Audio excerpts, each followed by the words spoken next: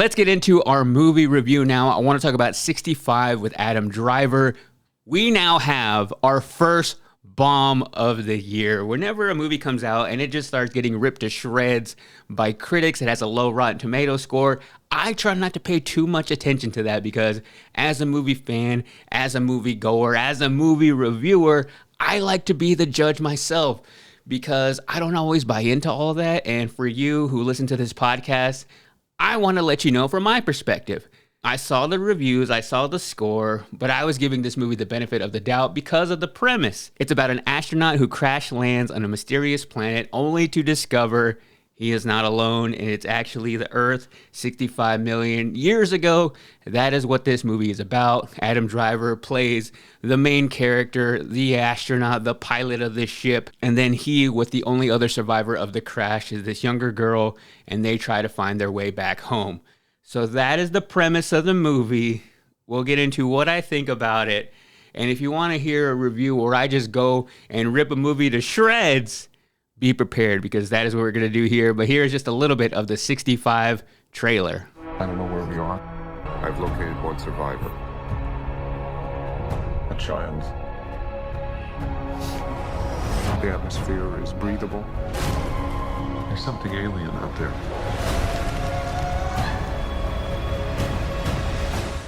Even that trailer is boring. So a couple of things that I look for when deciding whether a movie is going to be good or not, I find them in the trailer. First thing up in this trailer is the title of the movie, 65. That is a boring title. That is not a sexy title. It's also kind of a confusing title and a hard movie to search for. Even looking up things about this movie, I would type 65 and I would just get like math problems. So bad title. And then you look into how they are selling the movie. They're really cashing in on that tagline, that quick little premise. An astronaut crash lands on a mysterious planet only to discover he's not alone and it's Earth 65 million years ago. You think, how could a movie be bad with such a great premise? If you are able to sell a movie in one line, it is probably going to suck. Because it just appeals to the studio, it appeals to the way you promote a movie. If you can sell a movie in one line, I don't want to watch it. It's not going to be very good because you're only selling me the sizzle. I know that there's going to be no substance whatsoever in that movie. Very few have proved me wrong. Very few have proved me wrong. But if you're banking on a tagline, that movie is going to suck. So when it comes to 65, I didn't like the title. The storyline in the beginning, it's a little confusing and it just kind of jumps very quickly. So it's about Adam Driver's character. He's living on this planet with his family. His daughter is having to undergo this treatment. Treatment is very expensive, so in order to pay for it, he takes on this mission. But it's going to take him away for 2 years, but he's going to make 3 times his salary. So even though he can't be there for his daughter, he is able to go on this mission and pay for it. He comes back 2 years later.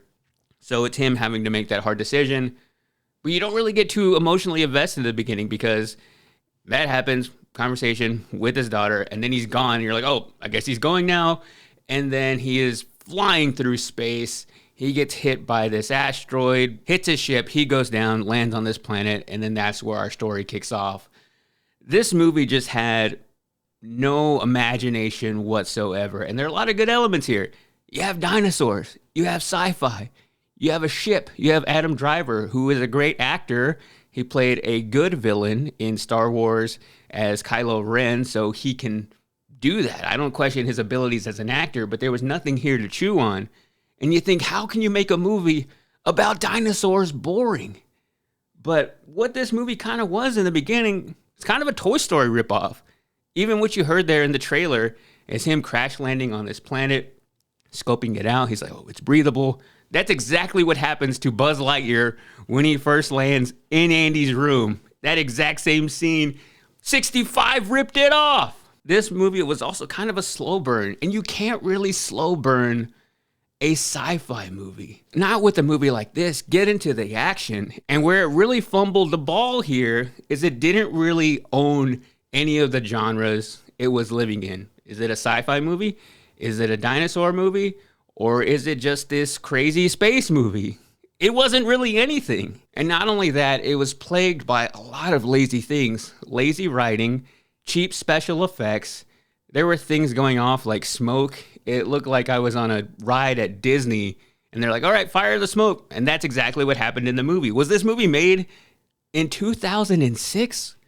What was going on here? Even down to the music in this movie, it was almost like they just went to moviemusic.com, grabbed some tracks, slapped on some MP3s on this movie, and there it is. It really made me realize how much effort goes into making a good dinosaur movie like Jurassic Park.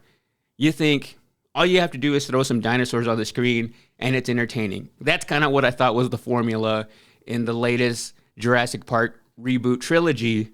But when you see this, you realize it's not just that. You got to create something else, because there are T-Rexes in this movie.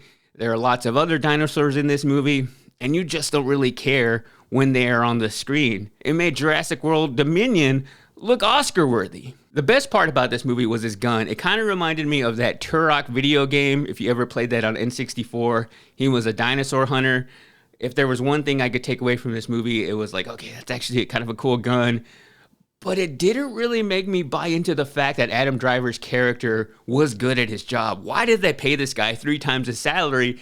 Everything in this movie was him failing. He didn't do anything heroic. He didn't do anything good. He is not good at his job. Were they just trying to get rid of him? Like, hey man, send him out on a space mission. He'll be gone 2 years. He won't make it back. It was almost like they set him up in this movie because he wasn't good at his job.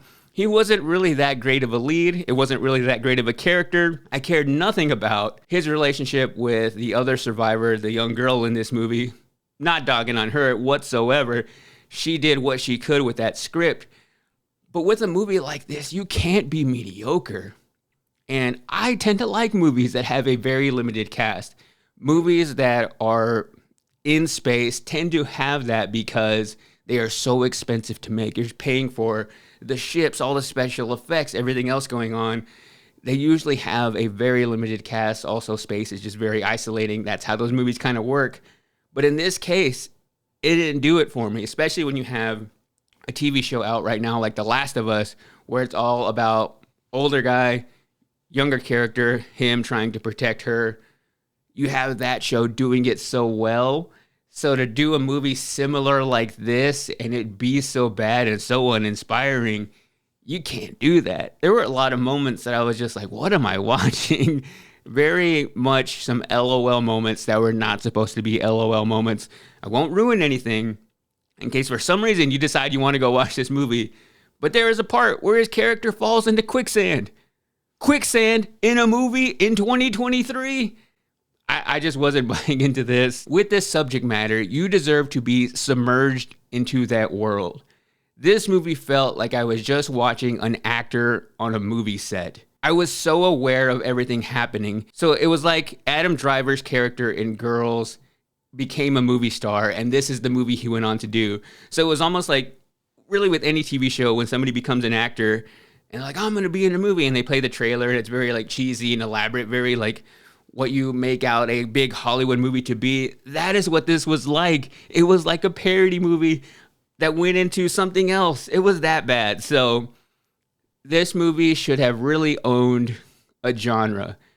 I think the space it could have been really cool in if they just made a straight up horror movie with dinosaurs. That is something that hasn't been done. Nobody has the budget for that. I don't know what Sony was doing. They're taking a big hit on this one.